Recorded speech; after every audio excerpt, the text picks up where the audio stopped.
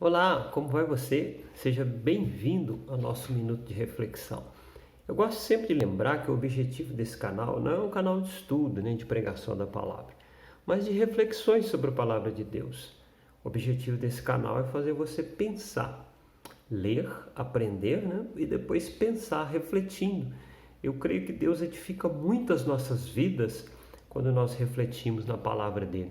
Por isso foi criado esse canal de Minuto de Reflexão. Eu agradeço por todos vocês que têm acompanhado esse canal, têm dado aí a força. Lembrando que lá no YouTube, no canal Minuto de Reflexão, nós temos mais de 100 vídeos. Caso você quiser nos dar a honra, de fazer uma visita ao meu canal, dar uma curtida, dar uma força para dar relevância no canal, tá bom? Eu agradeço por isso. Hoje eu quero refletir sobre 2 Reis 3:11. Uma frase que eu amei quando eu li, Aqui está Eliseu, filho de Safate, que deitava água sobre as mãos de Elias. Essa frase foi dita quando o rei de Israel, de Judá, perdão, ele perguntou: não há aqui nenhum profeta do Senhor? Não tem nenhum profeta para eu consultar? E Elias já havia partido. Estava no seu lugar Eliseu. Então um servo disse assim: olha, eu conheço Eliseu.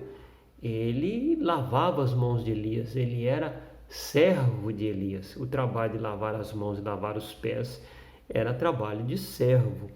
E o rei de Israel disse: traz ele. Agora note bem, um rei dando atenção para um servo que tinha como particularidade uma única coisa: ele lavava as mãos do profeta. Sabe onde eu quero chegar? É que na Bíblia tem uma curiosidade muito linda. Ela mostra que a unção, ela também passa por contato. Quando você convive com uma pessoa que tem unção, quando eu digo conviver, é praticar as coisas que essa pessoa pratica. A unção que ela tem acaba de alguma forma refletindo sobre a sua vida. Amém? Eu vou dar alguns exemplos bíblicos para você ver que interessante. Em primeiro lugar, antes de entrar nessa área, eu quero apenas dizer que a unção, ela não possui relação com a santidade. Talvez você pense que se santificando você vai ter mais unção. Não é bem assim.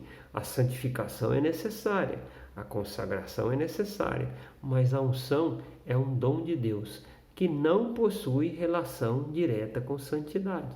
Algumas vezes você já ficou escandalizado ao ver homens muito abençoados que não eram tão santos assim. Ah, mas no dia do juízo ele vai dar conta disso? Claro que vai. Deus não tem um culpado por inocente, mas a unção não tem uma relação direta. Ela tem relação com a santidade, mas não tem uma relação direta como às vezes nós pensamos. Um exemplo disso é o caso de Sansão. Observe que Sansão, no período em que ele fez todas aquelas obras, arrancou os portões de Gate, deu livramento a Israel, Sansão já estava andando errado. Ele estava transgredindo, inclusive, o voto do nazireado que ele tinha. Sansão não podia se aproximar do animal morto. E você vê na escritura que ele se aproxima do leão morto e pega o mel que ali havia. Ele não podia ter feito isso. E ele não declarou o seu pai. Ele não podia ter casado com uma mulher estrangeira. Em Israel isso não era permitido, no entanto ele quis. Até o momento em que gerou a sua queda. Mas a unção não se afastou dele. Quando ele clamou de novo, a unção se manifestou. Tá vendo só que lindo? Tá. A unção ela se manifesta ou se apresenta para capacitar a pessoa a uma tarefa específica. Uns oram, outros pregam, mas a unção ela sempre manifesta numa pessoa para uma tarefa específica. Existem pessoas que têm a inteligência por unção, a sabedoria por unção. É o caso de Salomão. Salomão não era sábio, ele em si mesmo não era sábio. Ele tinha nele a unção da sabedoria. E quando essa unção se manifestava, coisas lindas e fantásticas eram produzidas por Salomão. Mas essa inteligência não era dele, era sim uma unção de Deus sobre ele. Tá bom? Algumas pessoas recebem essa unção por convívio, como eu disse para você. Veja o caso de Josué. Josué era servo de Moisés, andava com Moisés para baixo e para cima. E quando Deus elege Josué como sucessor de Moisés, você nota que ele faz muitos milagres na semelhança da unção de Moisés. Inclusive Moisés abriu o Mar Vermelho e Josué abriu o Rio Jordão. Ele tinha ou não tinha uma unção? Como é que essa unção veio até ele? Seria quase que um processo de osmose, né? Não tanto, mas um processo de convívio. Ande com quem é santo e você vai crescer na fé. Ande com o ímpio e você vai ver aonde você vai parar. Amém? Tem até um ditado popular muito engraçado, né? Que o passarinho, quando acompanha o morcego, amanhece dormindo de cabeça para baixo, não é verdade? Então, ande com quem tem unção.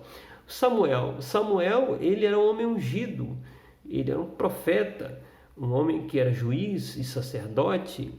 E a Bíblia mostra que Samuel ele funda a escola de profetas e muitos profetas importantes em Israel surgiram da escola de profeta. Ele conseguiu transmitir o legado dele não para um homem, mas para vários homens, né? O próprio sumo sacerdote na crucificação de Jesus, antes da crucificação de Jesus, me perdoe, ele fala uma frase tremenda. Quando os escribas e fariseus estavam reunidos com os sacerdotes para deliberar como eles matariam Jesus, o sumo sacerdote fala, dizendo: vós nada sabeis, não sabeis que um homem deve morrer para salvar toda a nação? E a Bíblia declara que quando ele disse isso, ele estava profetizando sobre o tipo de morte que Jesus haveria de ter.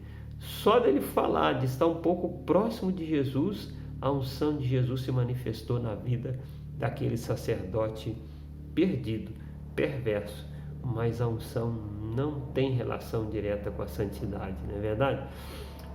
E por fim Eliseu, que andando com Elias, ele acaba recebendo a transmissão desta unção. Note que dentro da Bíblia, Eliseu faz os mesmos milagres que Elias. E no fim, depois de morto, ele ressuscita um homem que foi lançado na sua cova. Estavam ali os ossos de Eliseu, eles iam enterrar esse homem, e quando eles sofreram o ataque dos inimigos, jogaram o corpo do homem na sepultura de Eliseu que estava aberta. Quando o cadáver caiu sobre a sepultura de Eliseu, o cadáver ressuscitou. Eu acho que até saiu correndo também para salvar a própria vida. Eu acabei de ressuscitar, não quero morrer de novo. Amém? Mas é linda a palavra, não é? Mas isso te ensina uma coisa. Procure andar com pessoas que você vai receber delas, crescer com elas e aprender com elas. Procure sugar dessa pessoa aquilo que ela tem de bom.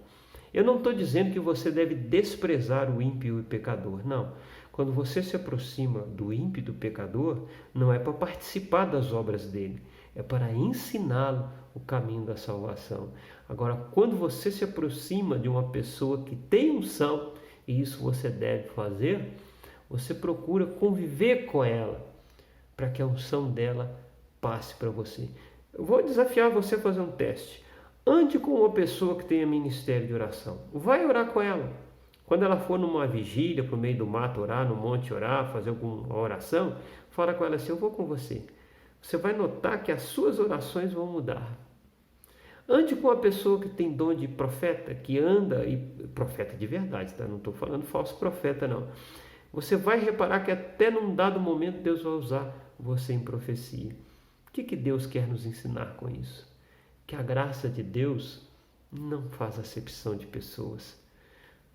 Você conhece alguém que tem unção? Você admira essa pessoa que tem unção? Eu tenho uma boa notícia para você. Deus tem unção para dar para você também. Amém? Fique bem e fique com Deus.